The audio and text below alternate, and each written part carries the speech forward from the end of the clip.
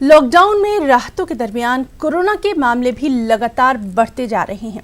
पिछले 24 घंटों के दौरान 8,392 नए मामले सामने आए हैं। इसी दौरान 230 अफराद कोरोना से हलाक हुए।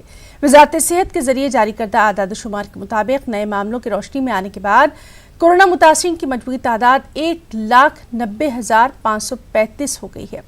5,394 अफराद अब तक कोरोना का शिकार हो चुके हैं। इनमें 93,000 से ज्यादा फाल मामले हैं, जबकि 91,819 अफराद सेहतयाब हो चुके हैं।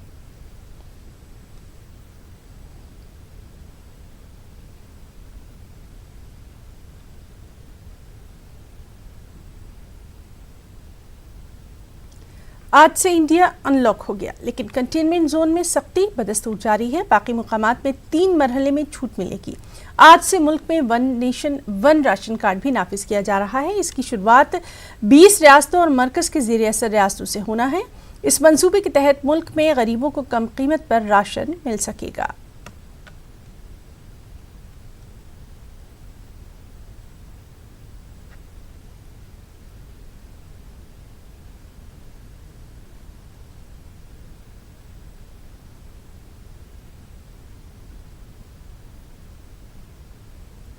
कोरोना के खिलाफ लड़ाई फैसलाकुन मरहले में दाखिल हो चुकी है। लॉकडाउन में नरमी बढ़ती जा रही है।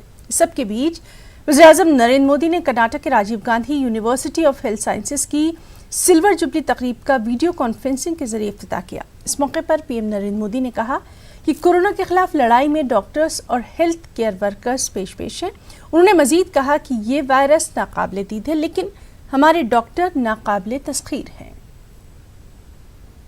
I congratulate the entire medical and scientific community associated with this university. In these years,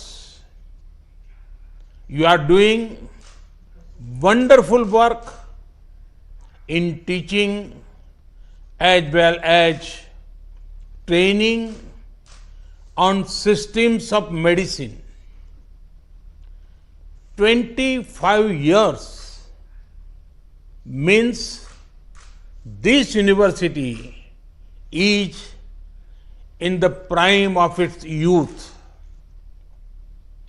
This is the age to think even bigger and do even better.